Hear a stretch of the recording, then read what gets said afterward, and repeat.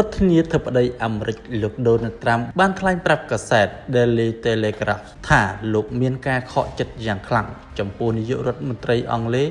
លោក Keir Starmer ដែលបានបដិសេធនៅគ្រាដំបូងមិនឲ្យអាមេរិកប្រើប្រាស់មូលដ្ឋានទ័ពអាកាស Diego Garcia ដើម្បីវាយប្រហារលើប្រទេសអ៊ីរ៉ង់លោកត្រាំបានរិះគន់ថាវាប្រើពេលយូរពេកហើយទម្រាំលោក Starmer ផ្លាស់ប្ដូរចិត្តមកយល់ព្រមឲ្យប្រើប្រាស់មូលដ្ឋានទ័ពនេះវិញកាលពីល្ងាចថ្ងៃអាទិត្យលោកត្រាំបានសង្កត់ធ្ងន់ថារឿងបែបនេះមិនធ្លាប់កើតមានទេរវាងប្រទេសទាំងពីរ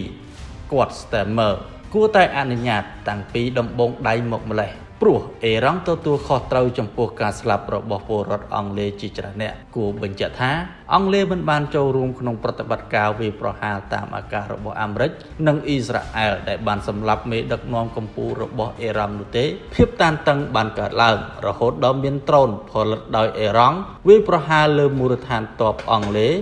RAF Akrotiri នៅស៊ីបកាលពីថ្ងៃអាទិត្យបណ្ដាលឲ្យខូចខាតបន្តិចបន្តួច